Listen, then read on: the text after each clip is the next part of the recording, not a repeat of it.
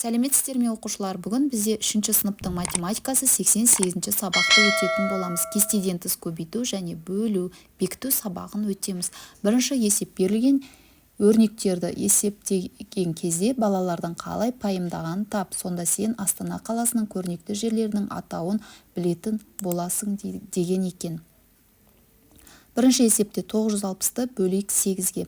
Сонда бізге 960-қа жуық сан 800 қосу 160 сандары болады. 800-ге қоссақ 160-ты 960-қа тең болады.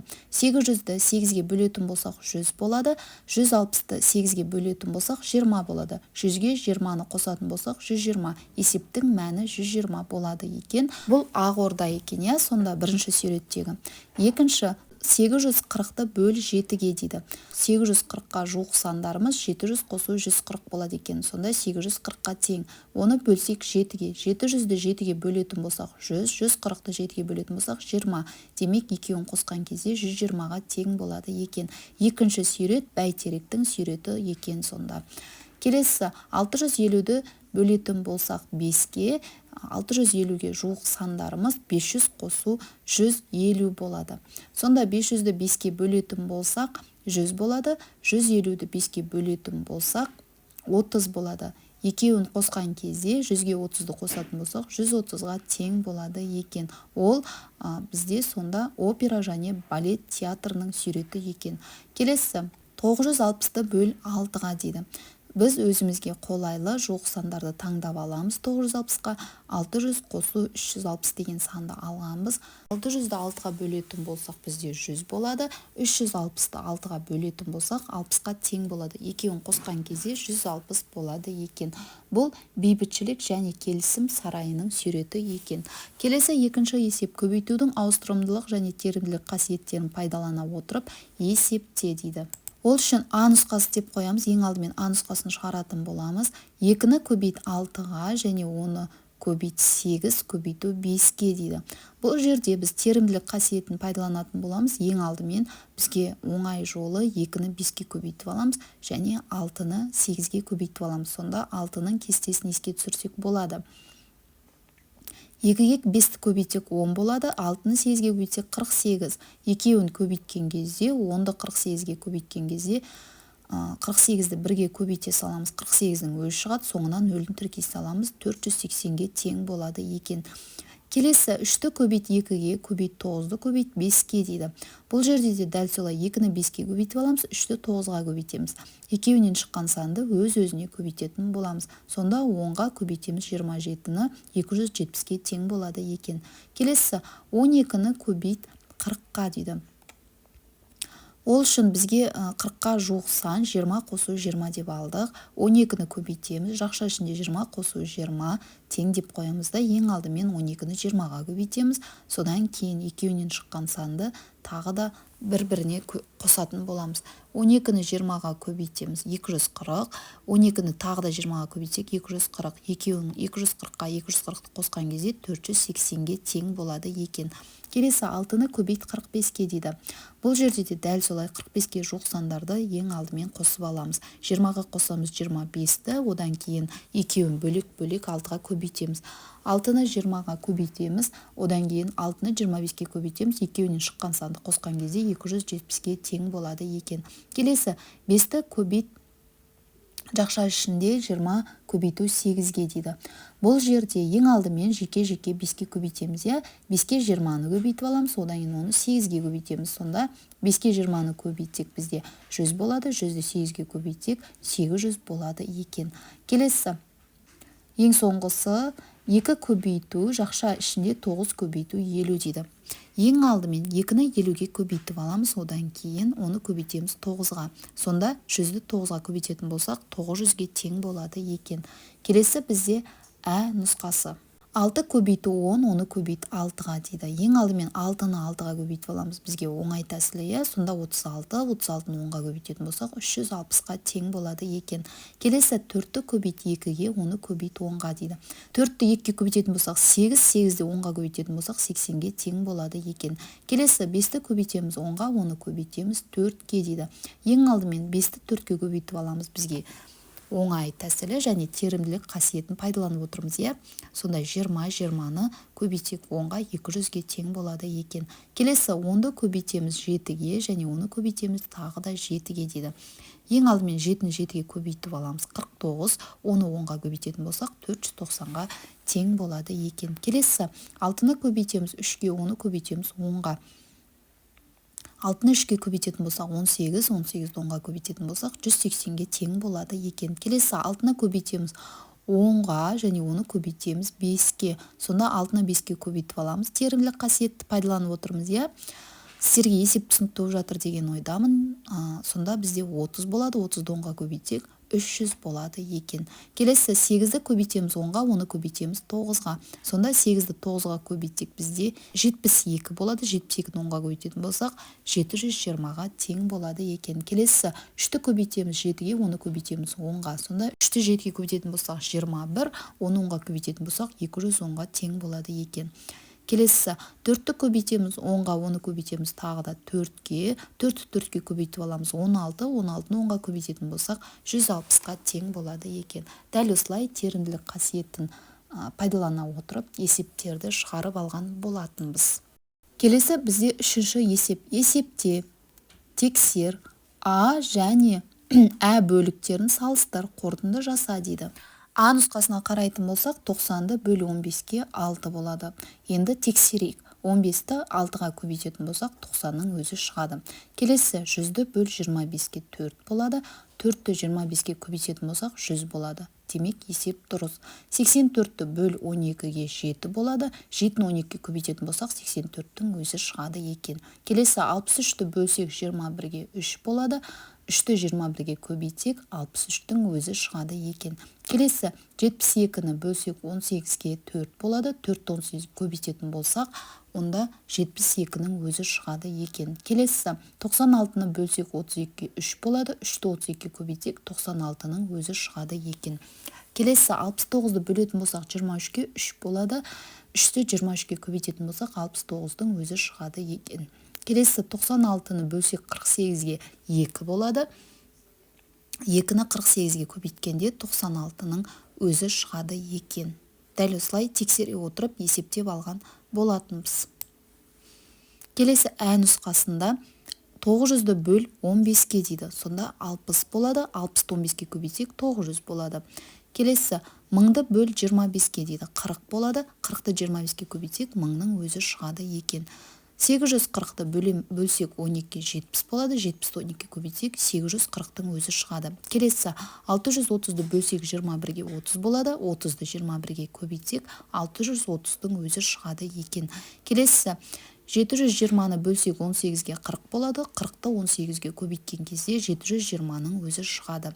960-ты бөлсек 32-ге 30 болады. 30-ды 32-ге көбейткенде 960-тың өзі шығады екен. 690-ды 23-ге бөлсек 30 болады. 30-ды 23-ге көбейткенде 690-ның өзі шығады екен. 960-ты бөлсек 48-ге 20 болады. 20-ны 48-ге көбейткенде 960-тың өзі шығады екен. Есепті осылай тексере отырып шығарып алдық. Енді бізге А және Ә бөліктерін салыстыр деген екен.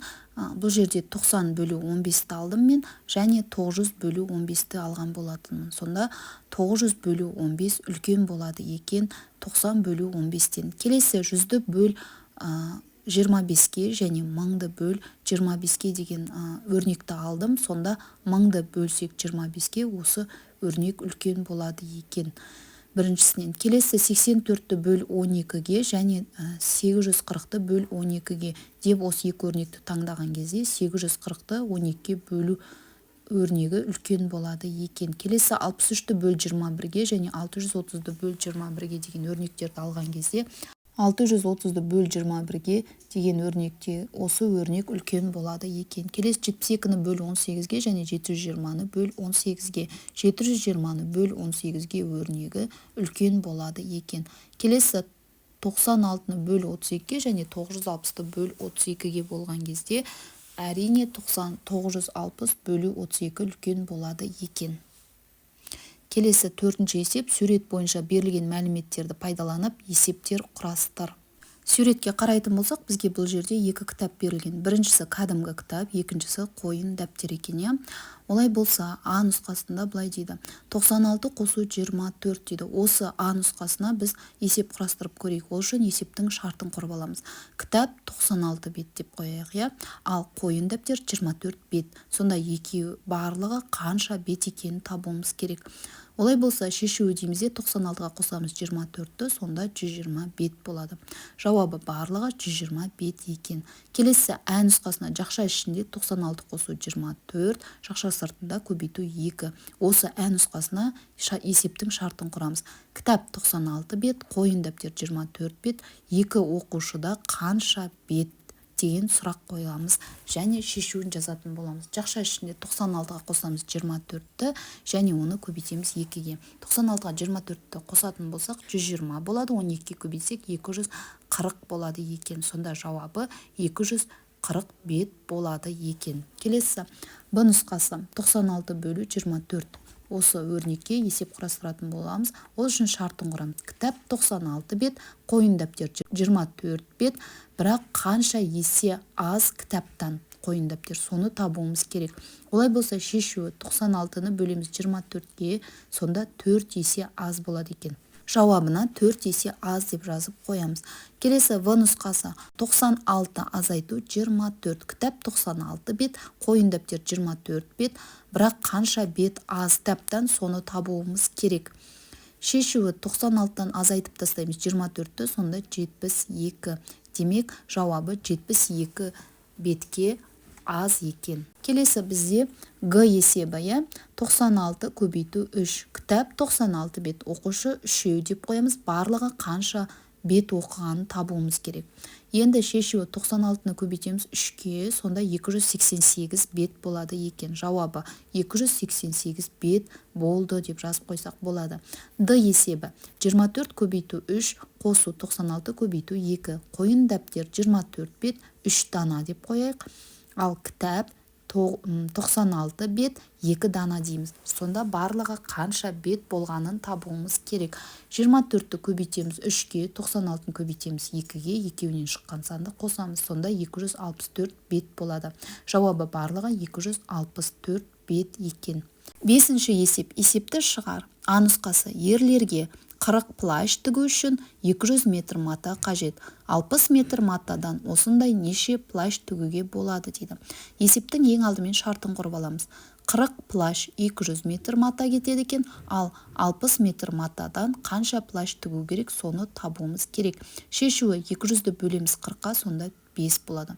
60-ды бөлетін болсақ 5-ке, 12 болады. Сонда демек 12 плащ. Жауабы 60 метр матадан 12 плащ тігуге болады екен. Осылай жазып алсаңыздар болады. Келесі ә нұсқасы ерлерге 40 плащ тігу үшін 200 метр мата қажет. Ал ерлердің бір плащына жұмсалған матаға қарағанда балалардың плащына 3 метр мата кем жұмсалады. Балаларға плащ тігу үшін қанша метр мата қажет? Ең алдымен есептің шартын құрамыз. 40 плащ 200 метр мата, бұл ерлерге, ал балаларға қанша метр мата? Ол 3 метр матаға кем екен. Мына ерлерге тігілетін матадан 3 метр кем екен. Шешуі 200-ді бөлеміз 40-қа, 5 метр болады. 5-тен 3-ті алып тастаймыз, сонда 2 метр қалады екен. Демек, жауабы 2 метр мата қажет болады екен. Келесі бізде 6-шы есеп. Көбейту тәсіліне қара есептеуді жалғастыр, қорытынды жаса дейді. Бұл жерде бізге бірінші есепті өздері шығарып қойған, олай болса түсіндіре отырып айтайық. 111-ді көбейт 2-ге дейді. Бірінші 100-ді көбейткен 2-ге, одан кейін қосқан 10-ды көбейткен 2-ге, одан кейін қосқан 1-ді көбейткен 2-ге. Сонда 100-ді 2-ге көбейтсе 200, оған қосқан 20-ны және оған қосқан 2-ні, сонда барлығы 222-ге тең болады екен. Келесі 111-ді көбейткен 3-ге, бұл жерде тек қана көбейткен сандары ғана өзгеріп отырады, қалған сандардың барлығы бірдей екен. 3-ке көбейткен, сонда 100-ді 3-ке көбейткен 300, одан кейін 10-ды көбейткен 3-ке 30, 1-ді көбейткен 3-ке 3, үшеуін қосқан кезде 333-ке тең болады екен. Келесі 114-ді көбейткен 4-ке, алдымен 100-ді 4-ке көбейтеміз 400, 10-ды 4-ке көбейтеміз 40 және 1-ді көбейтеміз 4-ке 4. Үшеуін қосқан кезде 444 шығады екен. Келесі 111-ді 5-ке көбейтеміз. 100-ді көбейтеміз 5-ке 500, 10-ды көбейтеміз 5-ке 50 және 1-ді көбейтеміз 5-ке 5. Үшеуін қосқан кезде 555 шығады екен. Келесі 111-ді 6-ға көбейтеміз. 100-ді 6-ға көбейтеміз 600, 10-ді 6-ға көбейтеміз 60, 1-ді 6-ға көбейтетін болсақ 6. Үшеуін қосқан кезде 666 шығады екен. Келесі 111-ді 7-ге көбейтеміз. 100-ді 7-ге көбейтсек 700, одан кейін 10-ды 7-ге көбейтетін болсақ 70 және 1-ді 7-ге көбейтетін болсақ 7. Үшеуін қосқан кезде 777-ге тең болады екен. Келесі 111-ді 8-ге көбейтеміз. 100-ді көбейтеміз 8-ге 800, 10-ды көбейтеміз 8-ге 80, 1-ді көбейтеміз 8-ге 8. Қосқан кезде 888-ге тең болады екен. Келесі 111-ді 9-ға көбейтіп аламыз. 100-ді көбейтеміз 9-ға 900, 10-ды көбейтеміз 9-ға 90, 1-ді көбейтеміз 9-ға 9. Қосқан кезде 999-ға тең болады екен. Есепті осылай түсіндіре отырып есептеп шығарған болатынбыз. 7-ші есеп теңдеулерді шеш. X көбейту 30 тең 900-ді бөл 3-ке дейді.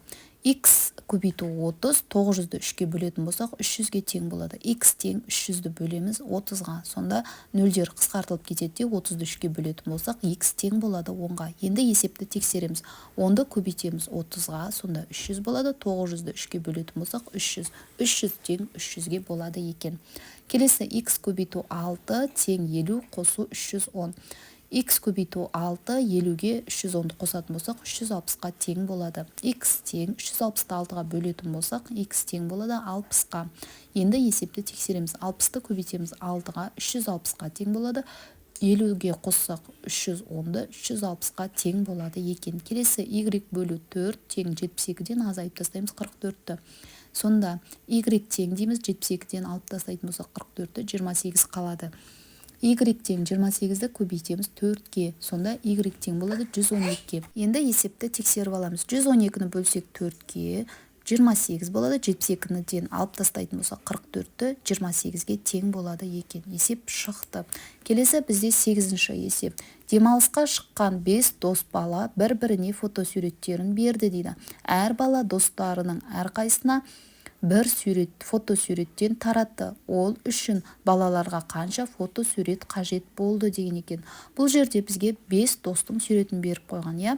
Енді осы есептің шартын құрып алайық. Бала 5 таратты бір фотодан. Енді қажет қанша фото деп тұр. Демек шешуін жазамыз. 5-тен азайтамыз 1-ді, сонда 4 болады. Сонда жауабы әр балаға 4 фотосурет қажет екен. Енді 4-ті көбейтіп аламыз 5-ке. Себебі бізде 5 бала ғой. Сонда әр балаға 4 фотодан қажет, және олар 5-еу бала саны. Сонда 4-ті 5-ке көбейтеміз, 20 фотосурет шығады екен. Енді жауабы барлық балаға жауабын тауып алдық қой біз, 20 фотосурет. Енді бізге бұл жерде есептің шартын оқитын болсаңыздар, бұл жерде бізге оларға дейді, балаларға қанша фотосурет қажет болды деп тұр ғой. Сонда барлық балаға 20 фотосурет қажет екен. Жауабын дәл осылай тауып алған болатынбыз. Осымен бүгінгі сабағымыз аяқталды. Келесі сабақта кездескенше сау болыңыздар. Сіздермен бірге болған Мақпал Ерболатқызы.